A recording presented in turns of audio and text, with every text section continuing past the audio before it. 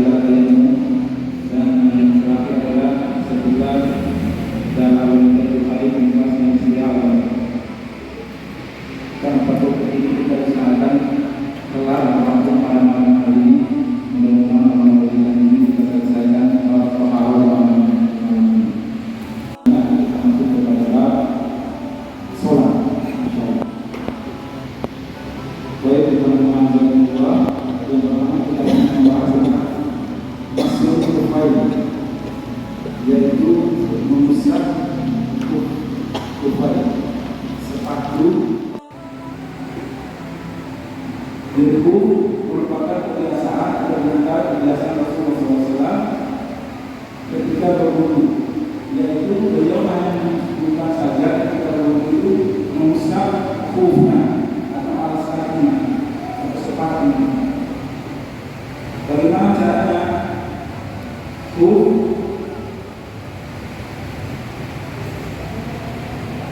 Dilakukan, yaitu sebelum kita sebutkan tadi, waktunya 3 hari untuk perjalanan dan 1 hari apabila kita berada di rumah atau dalam beraktivitas sehari-hari. Ada catatan yang perlu kita perhatikan bahwasanya bahkan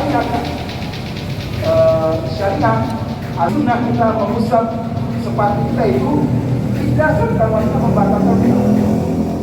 Contoh, kita bersihkan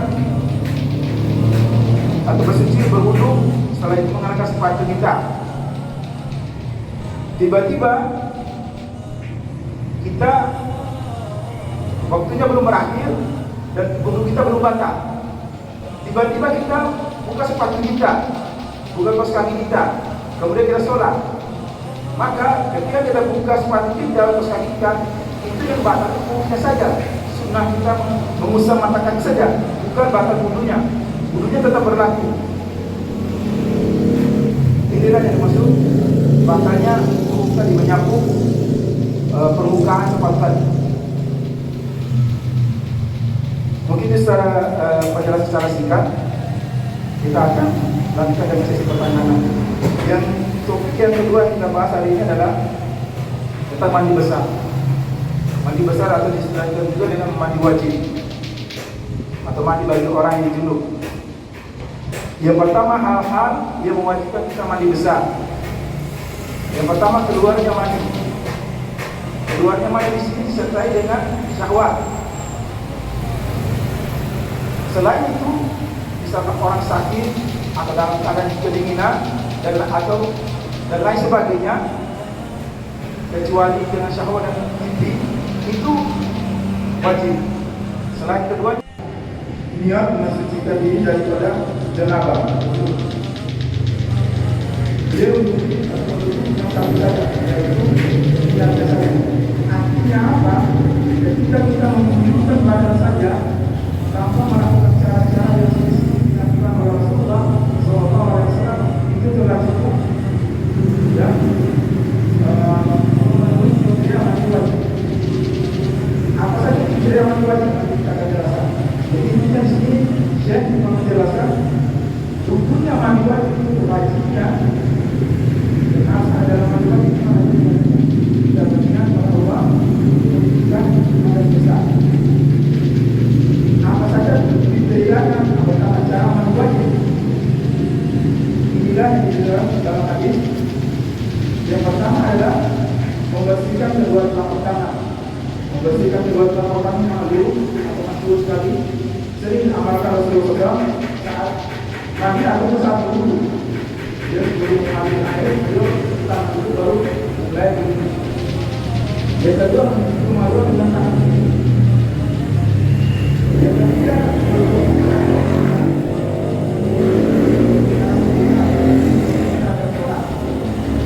atau kesempurnaan antara lain cuci kaki tidak. Tidak apa namanya, kita tidak melakukan cuci kaki dulu. Tidak. Yang pertama adalah berwudu secara sempurna atau tidak sempurna dengan meninggalkan cuci kaki. Selanjutnya adalah mengambil air dengan telapak tangan kemudian menyelam dalam kepala sampai terasa ke pangkal, menyelam dalam rambut sampai ke pangkal kepala.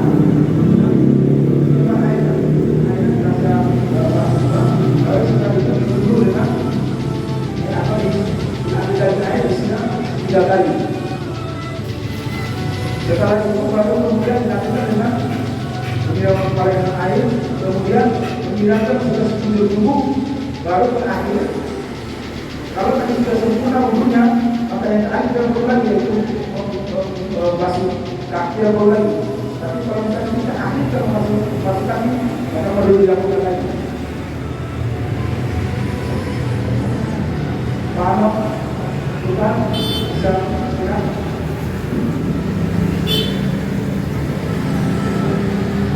Jadi yang pertama, membersihkan kedua telapak tangan.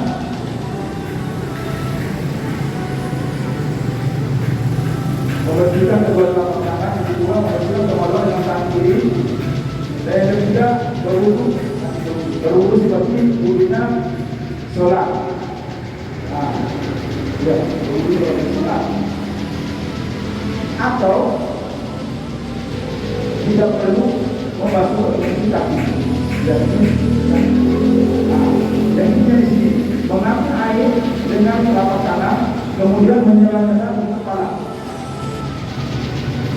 Dia masuk ke kepalanya sampai merata. Setelah itu mengambil air 3 kali, silakan kepala. Itu kepala itu 3 kali. Baru setelah itu menurunkan ke seluruh tubuh dari sisi kanan.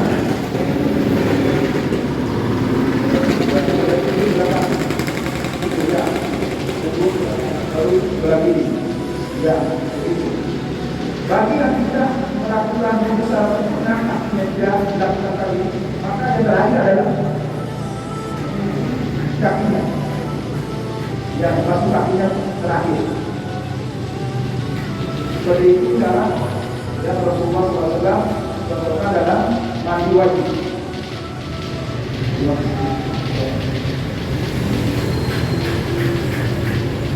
Selanjutnya, jika ada mandi wajib,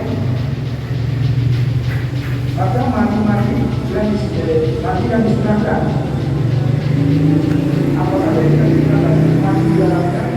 Yang pertama adalah kami saat ini mengulangi bersunnah. Yang kedua adalah mandi ketika melakukan istihadah, Anda melakukan sholat waktu beristihadah. Tapi saya jelaskan di bab terakhir istihadah apa. Jadi ketika Anda sholat, bagi kita melakukan istihadah, disunahkan atau dianjurkan untuk mandi setiap kali Anda sholat. Atau sebetulnya 3 kali, yaitu ketika Anda sholat dulu dan asal dilakukan sekali saja lagi. Maksudnya yaitu dalam kita menjelaskan dikumpulkan waktu pada sholat dulu sampai menjelang asar, baru kita mandi satu. Jadi kira-kira setengah 3 mau waktu sholat, kita mandi sholat dulu, dan kemudian sholat asar. Setelah itu mandi lagi ketika Anda melakukan sholat maghrib. Dan bisa diukur waktu kita sampai bisa.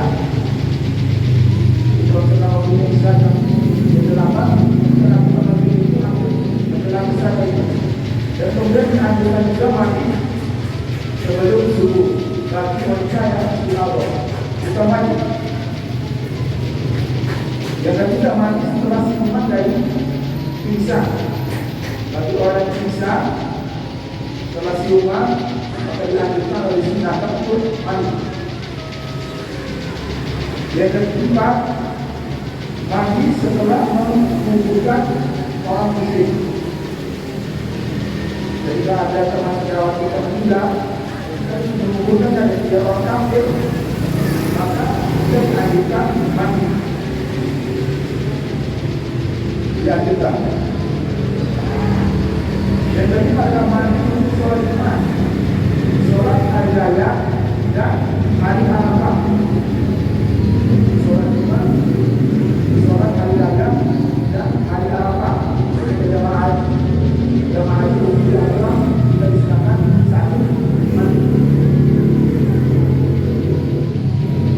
selanjutnya mandi setelah memandikan mayit.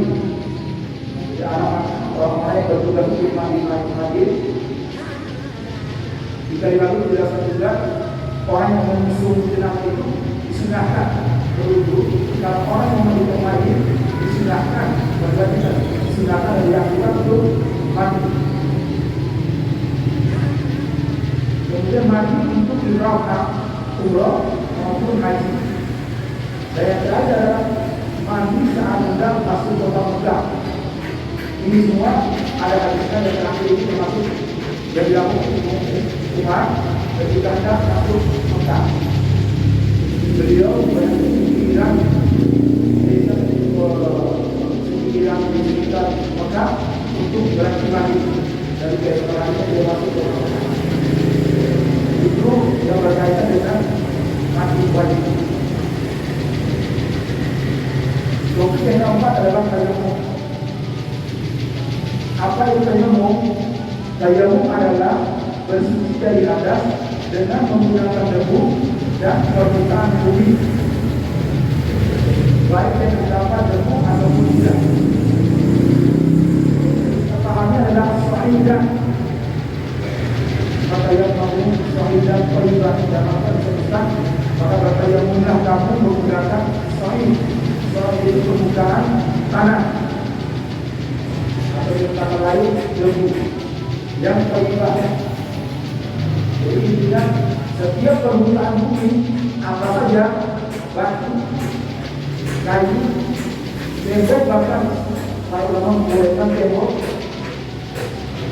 padang pasir ini boleh dilakukan tayamum, boleh dijadikan untuk tayamum.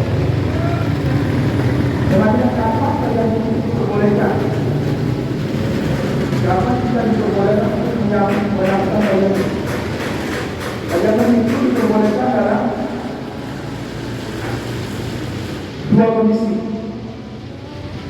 Yang pertama, tidak ada air atau tidak mampu menggunakan air,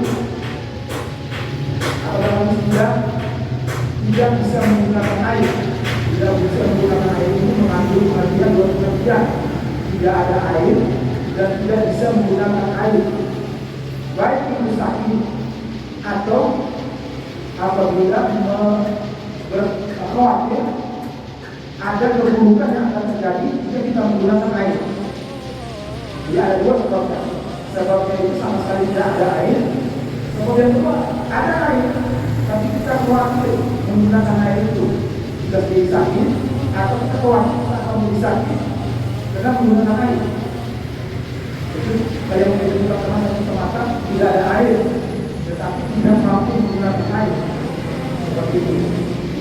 Kita diperbolehkan jika itu melakukan tayamum. Bagaimana tata cara tayamum? Tata cara tayamum seperti dilakukan dalam hadis dan banyak sekali penjelasannya. Yang pertama adalah memikul kedua telapak tangan ke bumi. Tangan membuka tangan ke bumi. Kalau misalkan di lilin sekali terbuka. Kemudian setelah itu kita meniup. Setelah meniup, maka kita kedua bagian.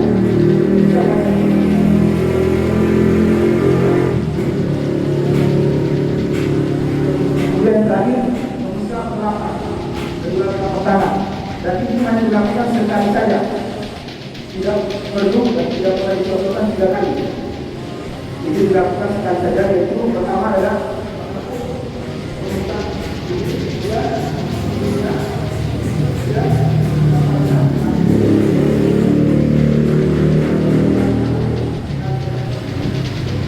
atau dalam hadis lain yang hadis Bukhari dijelaskan terbalik, yaitu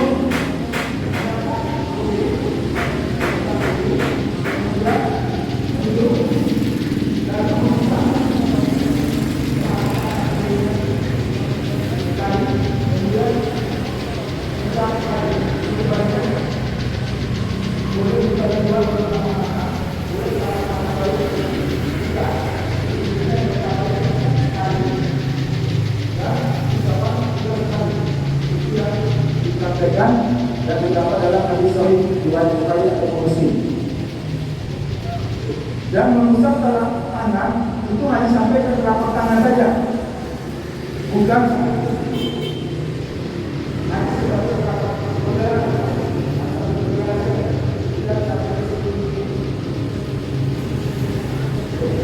yang itu mengikuti fungsi wudu, tetapi prakteknya berbeda dengan wudu. Tidak tiap kali, tidak juga menyeluruh seperti yang dilakukan saat wudu. Itu poinnya.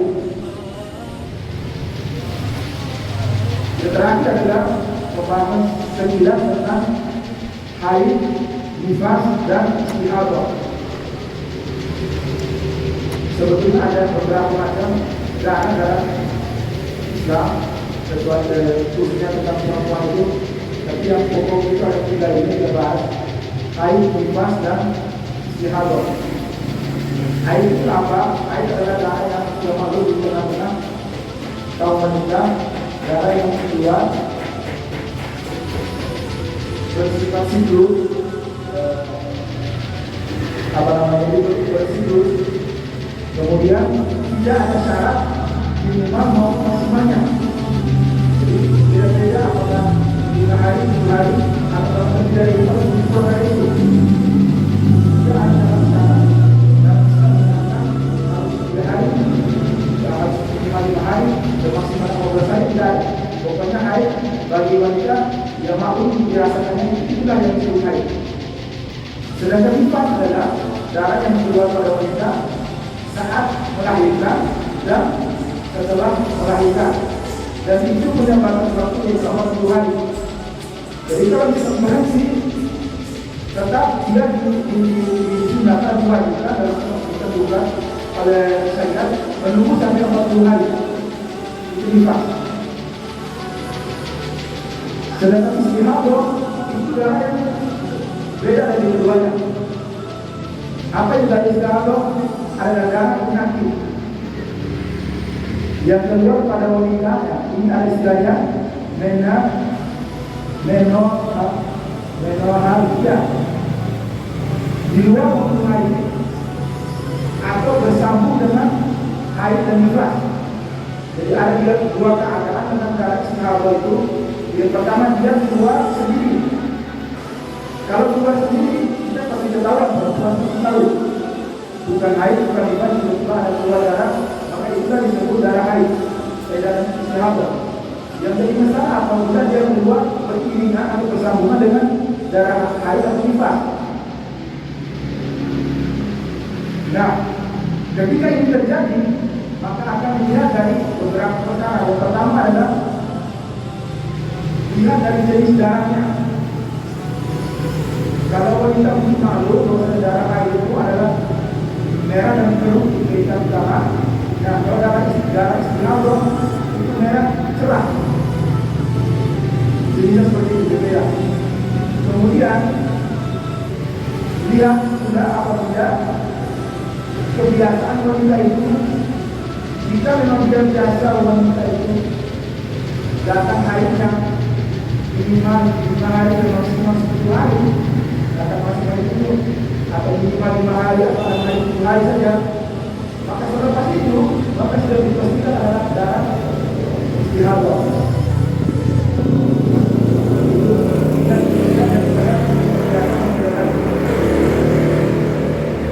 Yang terakhir adalah yang tidak boleh dilakukan. Yang tidak boleh dilakukan wanita haid dan nifas. Itu yang pertama adalah sholat. Yang kedua adalah puasa. Dan yang ketiga adalah berhubungan.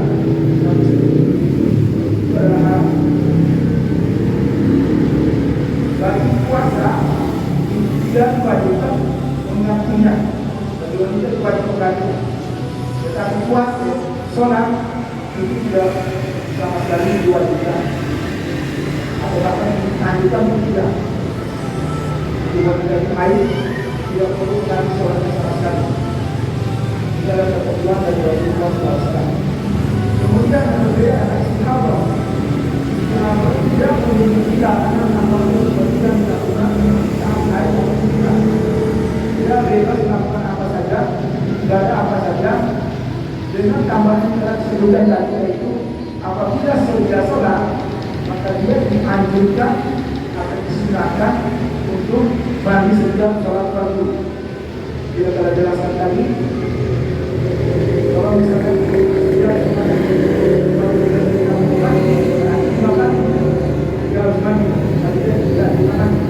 tetapi silakan juga dilakukan dan tidak saja mandi yaitu alhamdulillah akan sholat zuhur dan asar itu mandinya sekali, kalau dia bisa mandinya sekali kemudian subuh itu hanya sunnah tidak baik. Jadi bagi saya istiqamah dia juga masih bisa melakukan ibadah apa saja, baca Al-Quran, sholat, puasa dan lain sebagainya kecuali dia ketika haid ataupun nifas. Hal yang itu Allah ini kita lakukan dalam sebuah agama.